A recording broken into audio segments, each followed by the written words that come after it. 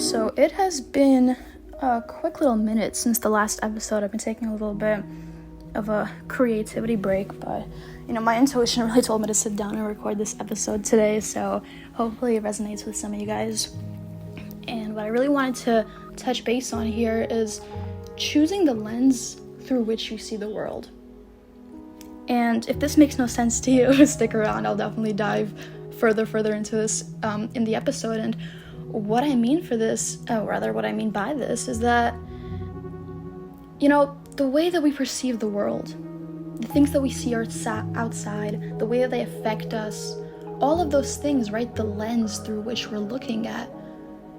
We are ultimately choosing that lens, and a lot of us don't realize this at all because, we're so stuck and used to sitting in the backseat of our lives. We're so stuck and used to having the world and everything else happening to us instead of for us. We're not in the driver's seat.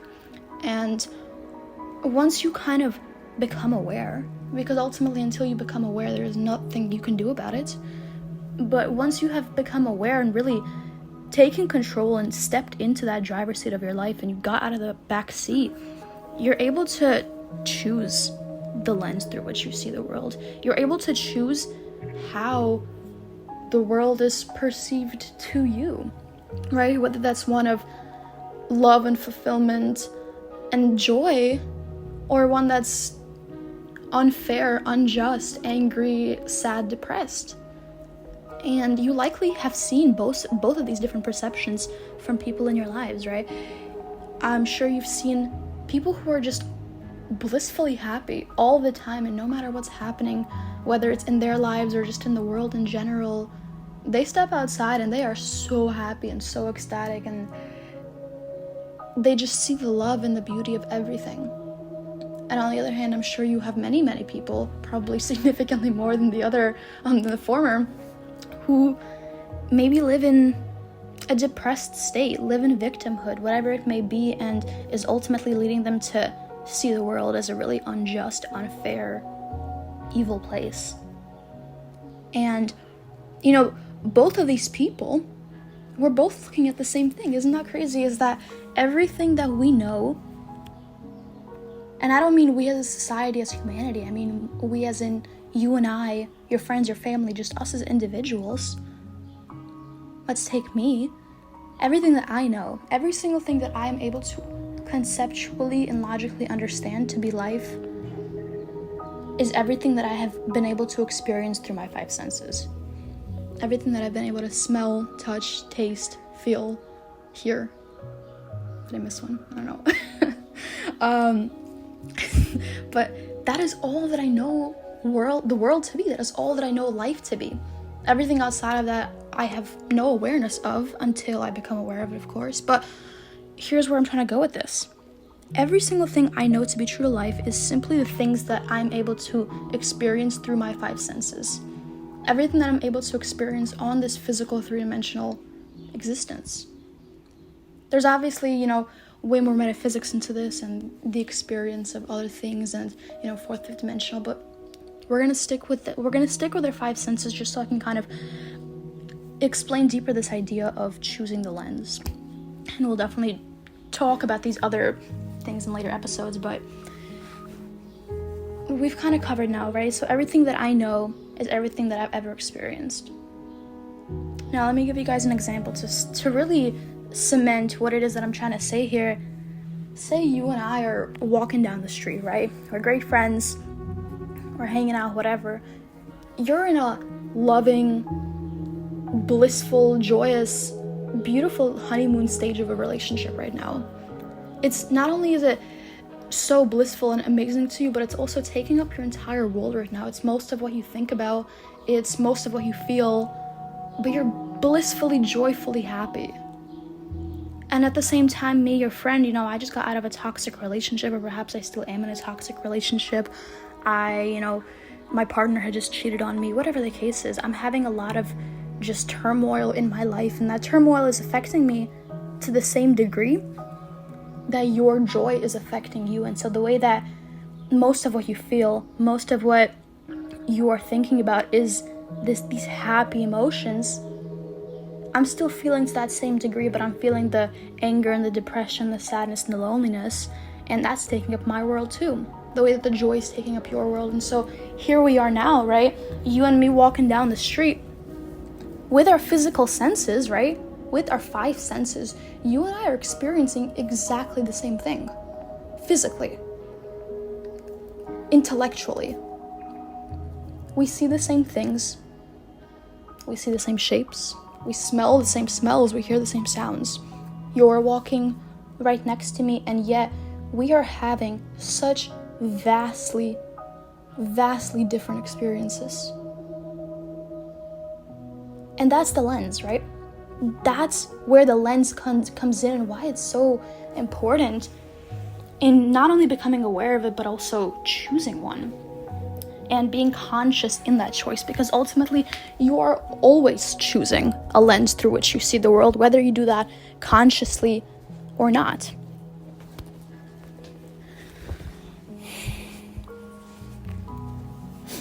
Because now here we are walking, seeing the same things, physically, 3-dimensionally experience the same things, except you're so happy and joyous that the colors that you see outside are so much more vibrant. The trees are swaying and it looks like they're waving at you. You see a couple on the street walking down towards us, and it just makes you happier seeing others in love as well. And here I am next to you, seeing the same exact things, except everything is so gloomy. The colors are so much more neutral and dark.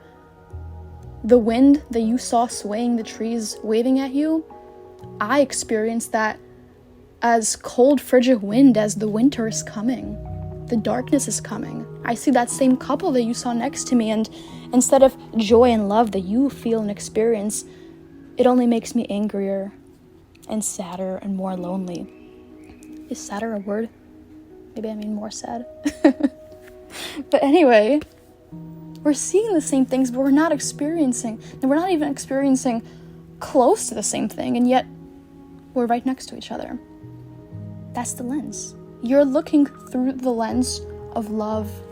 You're looking through the lens of joy, happiness, fulfillment, and I'm choosing the absolute opposite. And so understand that, like I said, we're always choosing a lens. And so if you are consciously able to choose a lens, whatever lens it is that you look through, you will see it.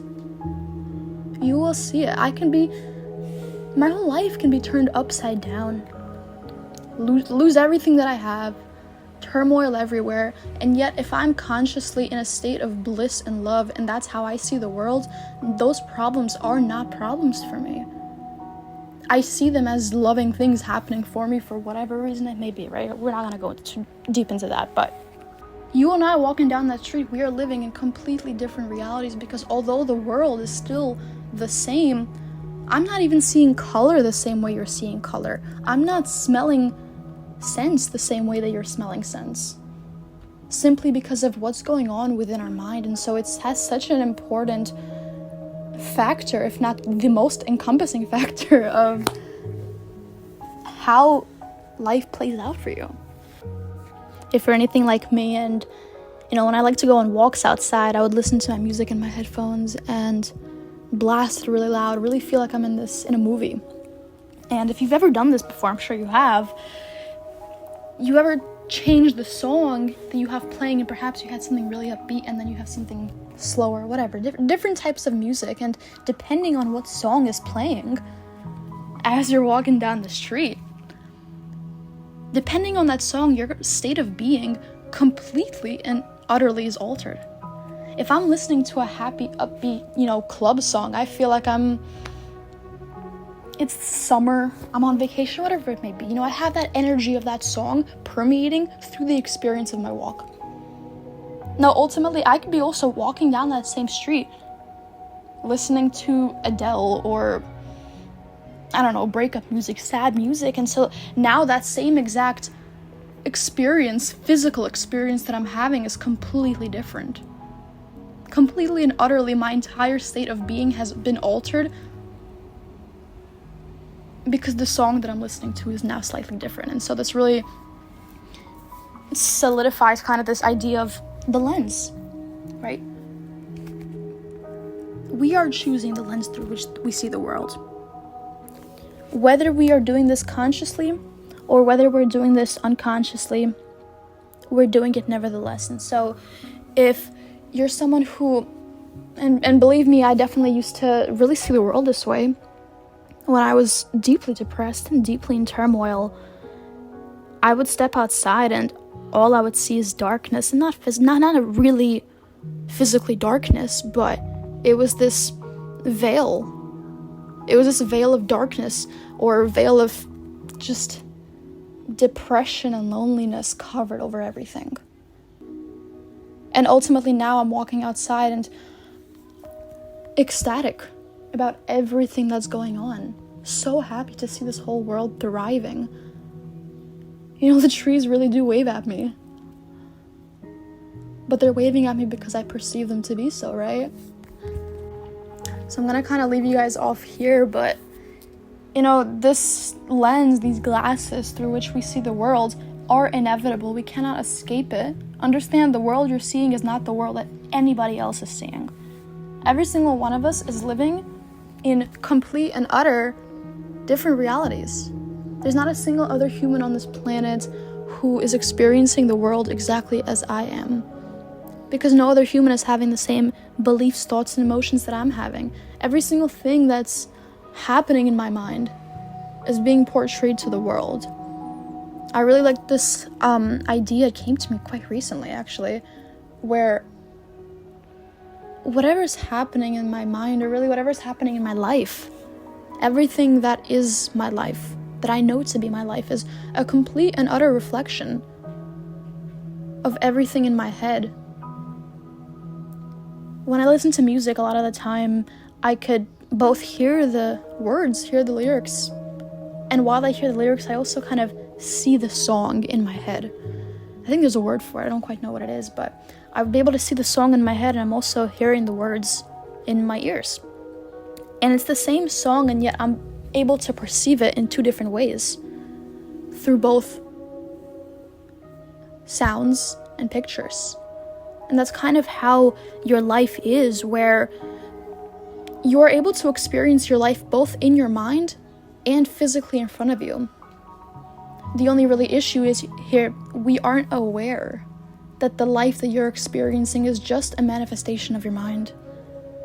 The same way that I hear lyrics and see that music in my mind in whatever way it projects itself, those two are the same things. The things that I'm seeing in my mind, that music I'm seeing in my head, is exactly the same as the lyrics being said. They're just same expressions in different ways. And so this is exactly the same thing, where every single thing in your mind and every single thing in your life, those are simply two different expressions of the same thing. One of the best quotes I've ever heard was, your entire life is a symptom of your mind, and that really kind of encompasses everything that I had just explained. Once you deeply understand this and really begin to work with it, such incredible things will start to happen in your life. I promise. The world will be more vibrant. The world will be a happier place. The world will have less evil or no evil. Love surrounds you, and love will continue to surround you as long as you continue to surround yourself with love within your mind. This is probably one of the most empowering ideas and concepts that I've been able to come upon, because it really solidifies me as the creator of my life. Logically, it solidifies for me that I am creating my life entirely, because all that I am really in control of is the things that are in my mind. Many of us don't even realize that we're really in control of our minds, and so once we become aware of that, I am able to only control really my mind, my thoughts, my reactions. Everything that's happening in the world is simply my mind being manifested in a different way. Looking at your life and falling to victimhood, falling to helplessness, to lack of understanding lack of stability. Ultimately, all of these different things are you not being aware that your mind, the garden that's in your mind, is deeply ill. It's in dis-ease. And so if you want your life to be happier, if you want the life outside of you externally, right? Not just internally. Externally, for you to be able to see a loving world, because it's very simple to understand this idea of, yeah, the world is evil, but I'm gonna be happy and I'm gonna meditate and be good. That's I don't think I've ever met a single person who's truly happy and feels that the world is evil. Because the moment that you really become happy within yourself, really truly happy, not just saying it, but knowing it, and you'll know, there's no evil left in the world. It's as if it was never even there, and it all fades away so quickly, as quickly as it came. There's no evil left in the world, and there's no hatred left in the world, and you greet everything with love, light, and just laughter. Entirely, nothing can hurt you and nothing can harm you, and I mean this in a mental state, in a mental way. Mentally, nothing can harm you. Because if your entire mind is one of love and peace, your entire life outside of you, externally, will be one of love and peace.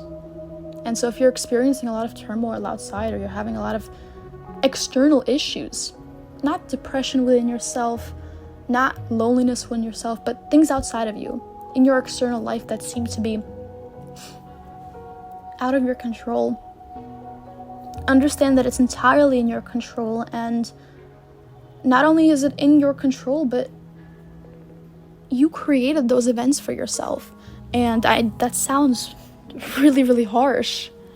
That sounds really, really harsh to say it, but it's not something to put you down. It's not something to scare you or make you feel even worse about yourself, but rather to empower you. Because if I'm able to create a depressed, evil, unhappy world for myself, life for myself, if I did that, then I have just as much power, if not more, to create a different, more loving world. And so that's really where that empowerment comes in. So I really am going to leave you guys off here now. You are completely in control of the lens that you look through the world. That is the separator between seeing life as one filled with evil and unjustness and hatred, and one filled with love and joy and fulfillment. It's not that one person is more lucky, or that one person is just better at love or better at joy. It's simply the lens through which they're choosing to see the world. It's simply the thoughts and beliefs they're choosing to cultivate within that garden that is their mind. That's ultimately making them to be perceived to you as more lucky, more loving, more joyous, whatever it may be.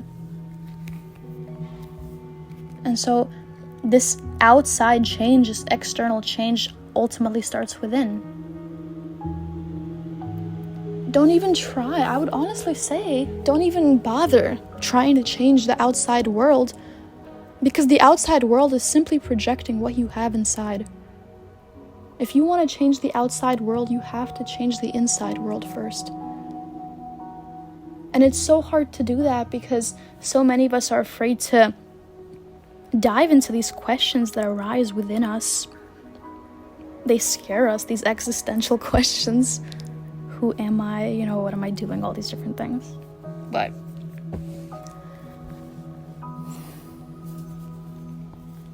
it is a path that's well worth it. I promise you, it's well worth it. The lens of happiness and joy and love is worth the inner work. It's worth it, I promise. So hopefully this helped. Hopefully this resonated with you guys. I will definitely be back soon with more episodes. Peace.